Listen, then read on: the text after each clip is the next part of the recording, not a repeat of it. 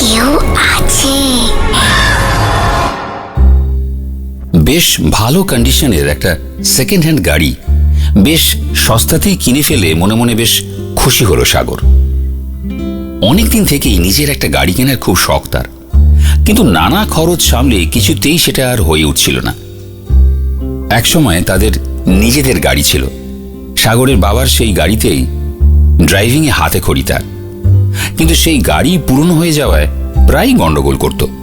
একসময় বিরক্ত হয়ে সাগরের বাবা সেই গাড়ি বিক্রি করে দেন। তাই চাকরি পাওয়ার পর থেকেই সাগরের মনে একটা গাড়ি কেনার ইচ্ছে প্রবলভাবেই ছিল। কিন্তু গাড়ি কেনার পর থেকেই তার শরীরটা কিছু না কিছু কারণে কয়েকদিন পর পর বিগড়তে লাগলো। কখনো ভাইরাল ফিভার, কখনো পেটের গন্ডগোল, কখনো চেস্ট ইনফেকশন, এইসব নিয়ে সে একেবারে জেরবার হয়ে পড়ল। অনেকেই তাকে বলল যে গাড়িটা অপয়া, তাই তার এরকম শরীর খারাপ হচ্ছে। কিন্তু সাগর এসব কুসংস্কার একেবারেই বিশ্বাস করে না। সে উল্টে গাড়িটার আরো বেশি করে যত্ন আত্তি করতে শুরু করলো। সাগরের শরীর একটু ভালো হতেই সে তার গাড়িটা নিয়ে নিয়মিত অফিস যাওয়া আসা শুরু করলো। শুধু অফিস যাওয়া আসাই নয়, 3 বন্ধু মিলে প্ল্যান করলো একটা উইকেন্ডে মন্দারমণি থেকে ঘুরে আসবে। সাগরও এক কথায় রাজি।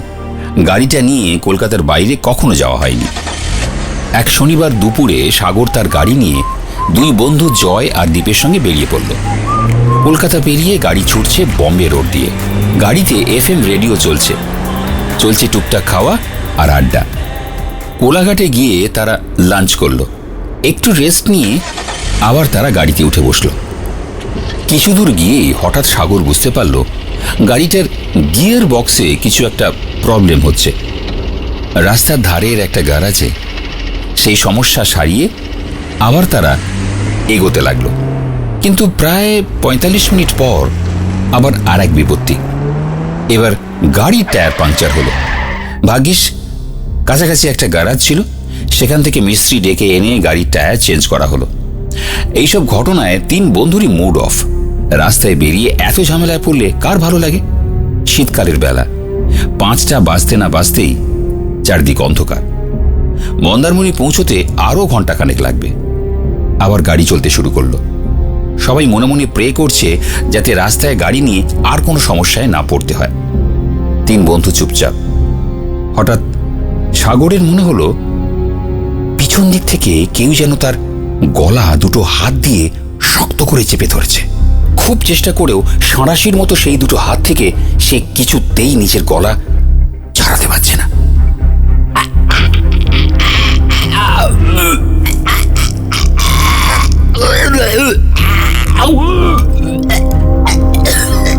বাধ্য হয়ে রাস্তার একপাশে সে গাড়ি দাঁড় করিয়ে দিল। অত জোরে ব্রেক কষায় জয় চিৎকার করে উঠল, আরে কি হয়েছে তোর? শরীর খারাপ লাগছে? সাগর তার গলায় হাত দিয়ে দেখিয়ে কিছু একটা বলার চেষ্টা করলো।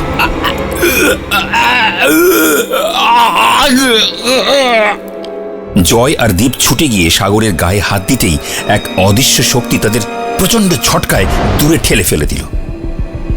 হাইওয়ে থেকে তাদের গাড়িটা চাউলখোলা হয়ে মন্দারমণি যাওয়ার রাস্তা সবে ধরেছিল। এই রাস্তাটা বেশ নির্জন। শীতকালে আরো বেশি নিস্তব্ধ হয়ে যায় এই রাস্তা। সাগর কিছুতেই তার গলা থেকে ফাঁসির মতো 2 হাত সরাতে না পেরে চিৎকার করে বলার চেষ্টা করে, কে তুমি? আমাকে এইভাবে কষ্ট দিচ্ছ? আমি তোমার কি ক্ষতি করেছি বলো? ছেড়ে দাও, ছেড়ে দাও আমাকে, ছেড়ে দাও, আমাকে ছেড়ে দাও। এবার সেই হাতের শক্ত বাঁধন একটু শিথিল হলো, আর সেই সঙ্গে সাগর শুনতে পেল গোঙানির স্বরে কয়েকটা কথা।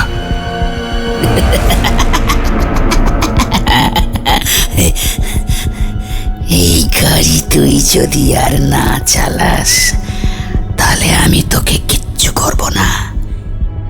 এই গাড়ি যেন আমার গ্যারাজেই থাকে।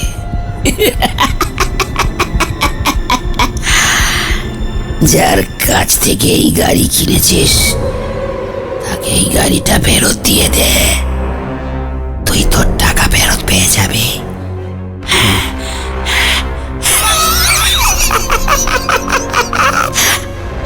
গাড়ি আমি কাউকে দেবো না, কাউকে দেবো না, কাউকে দেবো না।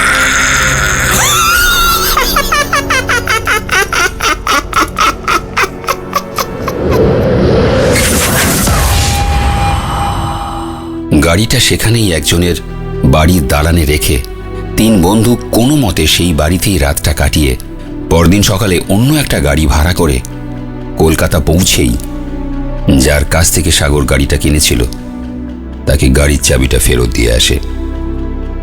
1 সপ্তাহের মধ্যে পুরো টাকাটাও ফেরত পেয়ে যায় সে। অনেক সময় কোনো কোনো প্রেতাত্মার তার ব্যবহার করা জিনিসের প্রতি অমোঘ আকর্ষণ রয়ে যায় তার মৃত্যুর পরেও। আর সেই ব্যবহৃত জিনিস যদি অন্য কেউ ব্যবহার করে তাহলে সব রাগটুকু গিয়ে পড়ে তার ওপর। যদি সেই ব্যবহৃত জিনিস সে ফিরে না পায় তাহলে যে কেউই তার সেই জিনিস ব্যবহার করুক না কেন, তাকে ভয় দেখিয়ে যদি নিরস্ত না করা যায় তবে তার প্রাণ নিতেও সে একটু দ্বিধা করে না।